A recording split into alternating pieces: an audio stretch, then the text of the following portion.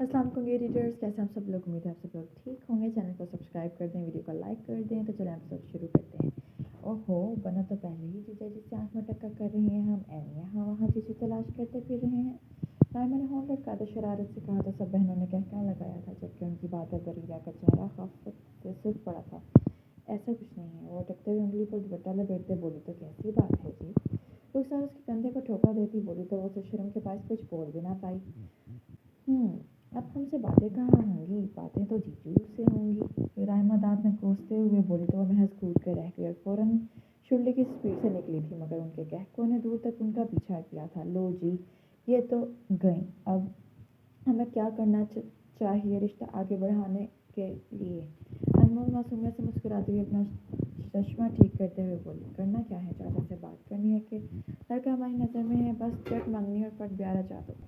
رائما لہک کر بولی. تو رخسار سے چھانپ پر رسید کر کے رہ گئی. ابے، اس کے لیے بھی پہلے پاپا لڑکے والوں کو رشتہ لے کر آنا ہوگا. بات تبھی بنے گی. اب دیکھتے ہیں کیا جیجو میں ہے اتنا دم کہ ہماری بچوں کا ہاتھ مانگ سکے. رخسار مزے سے ہاتھ ملتی بولی. تو وہ بھی ایک دوسرے کے ہاتھ پر ہاتھ دھرتی رہ گئی. میں نے کہا چھوڑو میرا ہاتھ. چشمہ. وہ اٹک کر بولتی ہوئی یونیورسٹی میں لگے مجمع میں کہکہے کا باعث بنی تھی، جہاں دو لڑکے کھڑے انمول کو چشمہ چھینتے اسے تنگ کر رہے تھے اور اس کی معصومیت کا مذاق اڑا رہے تھے. جب شارق اور بہرام کا گزر وہاں سے ہوا اور بہرام کی نگاہ روتی ہوئی انمول پر پڑی تو اس کا خون کھول گیا. چشمہ واپس کر. وہ ایک دم گراؤنڈ میں آتا، اس لڑکے کے کندھے کو دبوچ کر اپنی طرف جھٹکے سے موڑتا، اسے سرد لہجے میں وارننگ دے گیا.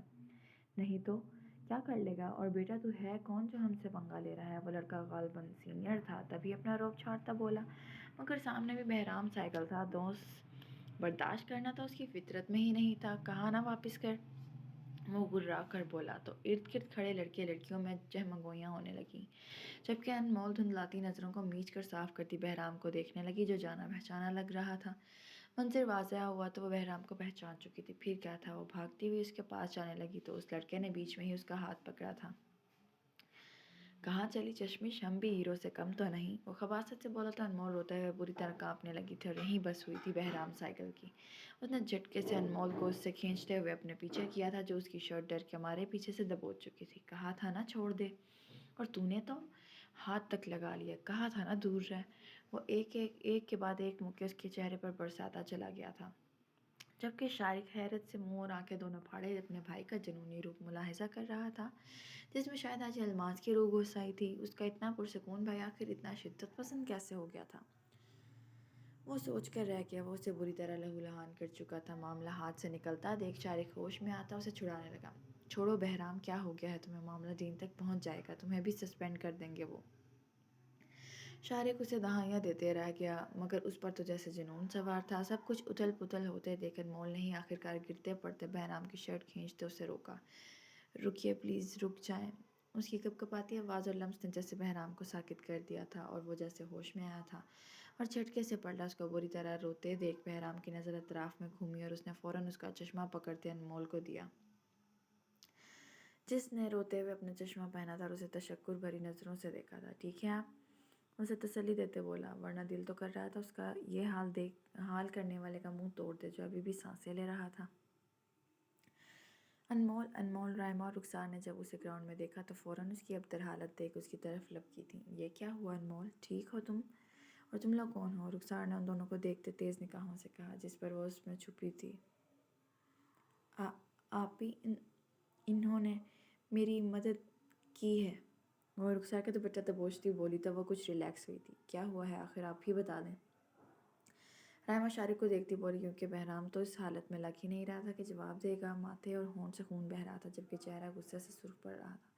او ہاں، وہ دو لڑکوں نے ان کے گلاسز چھین لیے تھے اور چھیڑ رہے تھے انہیں. وہ تو جب اس لڑکے نے ان کا ہاتھ پکڑا تو میرا بھائی قابو سے باہر ہو گیا اور اسے دھنک کر رکھ دیا، ورنہ پتہ نہیں کیا کرتا وہ ڈیش انسان. شارق دانت کچکچاتے ہوئے بولا. تو رخسار کا غصہ سوا نیزے پر جا پہنچا. کیا کہا؟ کیا اس نے میری بہن کے ساتھ؟ کہاں ہے وہ کمینہ؟ بتا دو مجھے اس کی. تو میں رخسار اپنے آستین چڑھاتے بولے. تو شارق ایک دم بہرام کے پیچھے ہوا تھا ڈر گیا. کیا کر رہی ہو یار؟ انمول کی حالت تو دیکھو.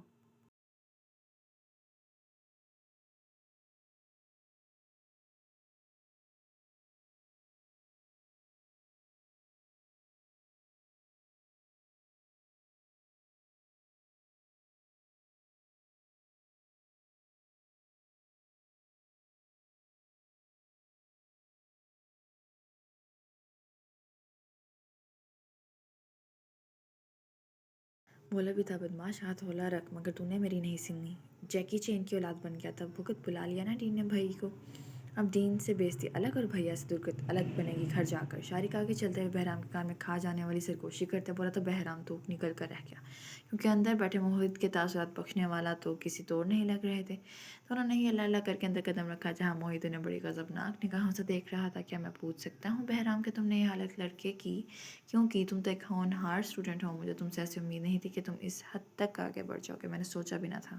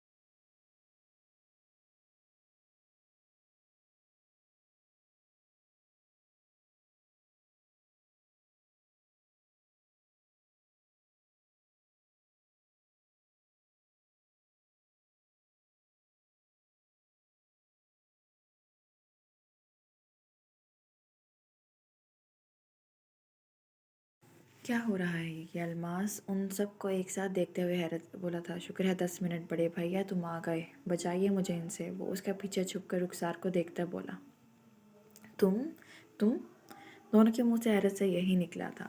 یقیناً رخسار اور الماس ایک دوسرے کو یہاں یونیورسٹی میں دیکھ حیرت زدہ رہ گئے تھے۔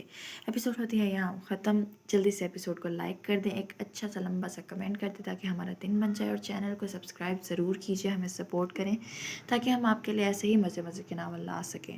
اب تک کے لیے اتنا ہی، اللہ حافظ۔